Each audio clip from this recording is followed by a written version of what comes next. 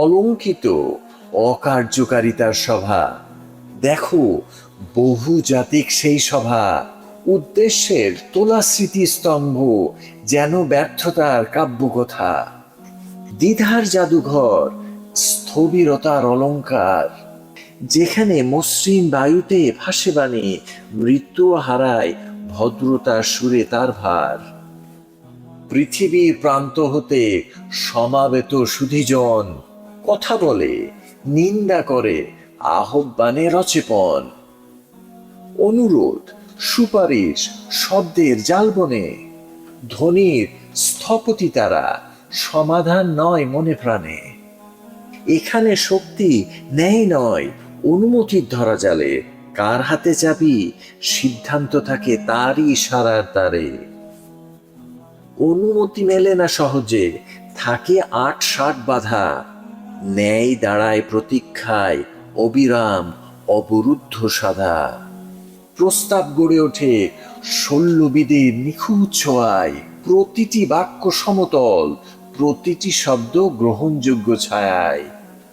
প্রতি ফলাফল নরম, ইচ্ছাকৃত অস্পষ্টতায় ঢাকা, ভাষার জয়গান সেখানে, কাজে পড়ে থাকে ফাঁকা।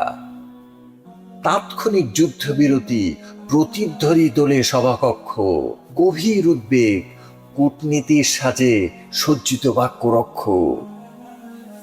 কঠোর ভাষায় দুঃখ প্রকাশ, সুরে সুরে উচ্চারিত, আর নীরবতা গ্রাস করে অকথিত অচিন্তিত।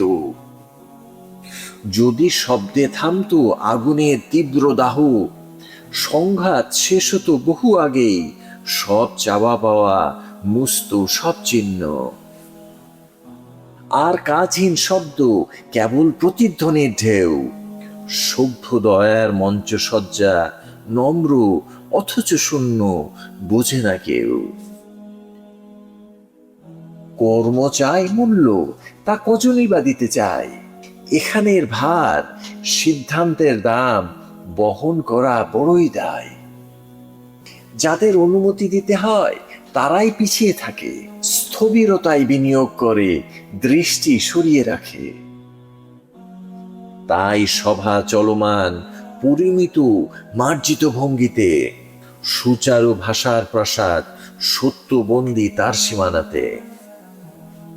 প্রতিধ্বনির অট্টালিকা, গাম্ভীর্যে ভরা বিশাল, যেখানে মানবতা অপেক্ষায়, আর বিশ্ব জ্বলছে নীরবে তাদের কাছে ঠিক ওপার।